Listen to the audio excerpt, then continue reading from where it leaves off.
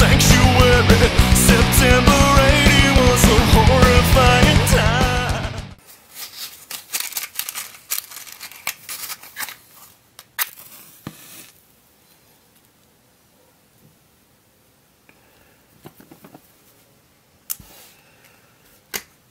How's it going, everybody? Flint from Flint and Steel Survival bringing you this video today. It is my annual VR to Luke at DLC Custom Knives, my good friend. He's doing his Halloween giveaway as always, and as normal I will be sharing a scary story with you that I found. So the particular story that we're going to be reading today is called Kids in the Dark. It is a creepypasta, and it does not say who wrote it. Growing up poor in the deep south meant sharing a lot with my little brother Ollie. Most often we'd pass toys, clothes, and skin conditions between us. Up until he was 6, we even shared a bed. Neither of us were happy about this. It was my 10th birthday when that changed. I got one present that year, and it was a bed of my own. Ollie was jealous right away, and I could understand why. He had to keep that half broken down frame with the worn out mattress.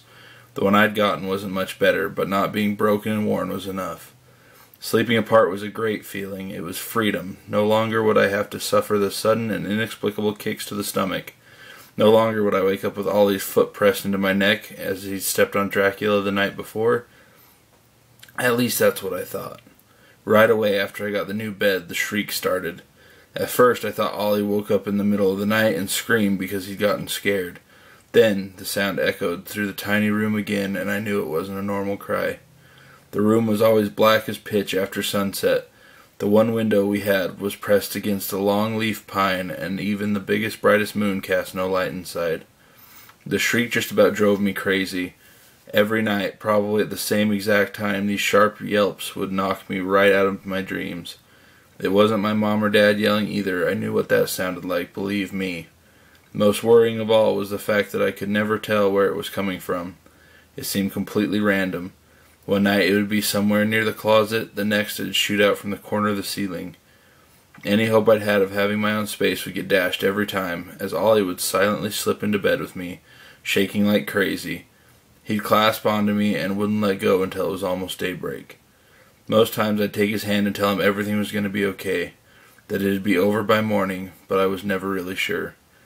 Over time, the shriek started changing at first. It was only by small degrees, but eventually it took on the primal hooting sound of primate calling out its fierce warning. I had to clasp pillows to my ears just to keep from going deaf. Mom and Dad never believed me or Ollie, basically because the thing, whatever it was, refused to make a peep when they were in the room. Apparently they couldn't even hear it through the walls, even though it was damn sure loud enough. The shriek got worse and worse until I felt like I couldn't take it anymore. Me and Ollie were doing really bad in school, and we just had no energy at all. I could sleep more deeply with my head propped up and my eyes open in the middle of class than in my own room at night. Thankfully, we moved out of the house nearly a year later. I had contemplated all sorts of things, even as a child's clumsy concept of suicide, to get away from the horrific nightly noise.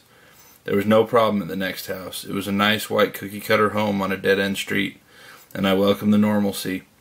What's more, when we moved in, there was a bunk bed waiting for me and Ollie. No more broken bed, no more second bed. I ended up having to share anyway. The only problem was deciding who'd get the top bunk. I told Ollie I deserved it. After all, I had gotten a new bed way back, but he ruined it by climbing in it every night. What? He shook his head. I never did that. I always wondered why the noise stopped the second I was sharing my bed. Now I know the answer.